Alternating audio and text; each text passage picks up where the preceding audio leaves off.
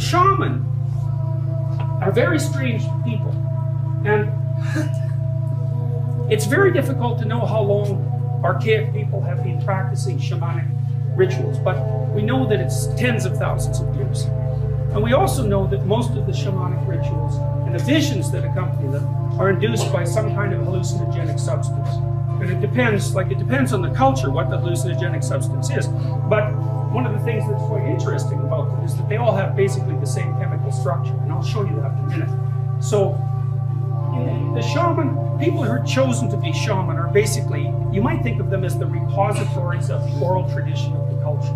You know, because most cultures have, for it to be a culture, first of all, if it's a culture and it's living, it's been around for a tremendous amount of time. You know, and non-literate cultures have to carry the wisdom that they have with them in oral form or in embodied form, so in ritual form or in oral form. And somebody has to be the fundamental repository of that kind of wisdom, so the sort of the storyteller of the tribe and a keeper of the flame, so to speak. And that's usually the role that the shaman have. And they're the people who are contacted when something's gone wrong with you. If you're sick, or if you're having real trouble mediating with another tribe member or someone like that, or when you're maybe overcome with awe because you're looking at the night sky, it's the shaman who's supposed to be dealing with the realities that are outside of day-to-day reality. And so they're like masters of sacred space. That's one way to think of it. And sometimes they're that way because their father was a shaman, or maybe their mother, and sometimes it's because they're kind of peculiar. They're people who are visionary as part of their temperament. And we know that visionariness, so to speak, is an element of temperament. It's associated with trait openness, and that's associated partly with intelligence, but also partly with creativity, and those things aren't exactly the same. So some people are more imaginative and visionary than others, and in our culture, those would be people who tell great stories, like J.K. Rowling is a really good example of that. She's been a shamanic intermediary for an entire generation of young people with these massive books that she's written that have a mythological core right down to their essence. And Stan Lee, who ran Marvel Comics, is another person like that. Who's had an immense cultural influence because he's brought these ancient stories back up from the depths and put them into modern form. And the writers of these things are quite consciously aware of what they're doing with regards to the relationship with the underlying myths. They're not stupid people. And even if they were, their readership rapidly informs them if they're deviating from the proper narrative arc of the story.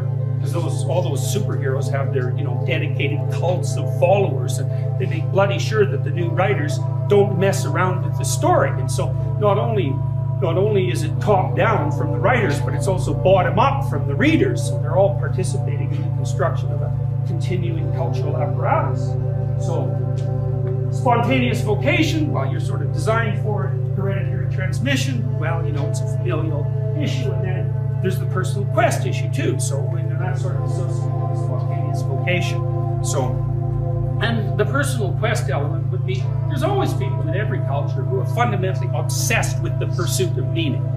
That's their essential orientation towards life. They're not particularly practical, like a conscientious person would be, because a conscientious person works, and their head isn't in the clouds. But there are types of people who are not like that at all. Their heads are in the clouds permanently. They're extraordinarily imaginative and creative. And they're thought leaders in many ways for the culture, because a lot of what cultures learn in an articulated sense, a lot of what they become conscious of, is presented to them by artists in somewhat unconscious form long before the full meaning of what's being portrayed is articulated. Just like that, I just showed you that tree image with Mary and the church, on either side of it. It's not like the person who drew that knew what they were doing. They knew more about what they were doing than the people who couldn't draw that sort of thing. But they were existing on the edge of their knowledge, making this representation, thinking, I'm trying to get at something here, I'm trying to get at something here. They didn't really know what it was, because the idea is so complex that, when people are coming up with it over these thousands of year periods, they don't realize the full import of what it is that they're revealing.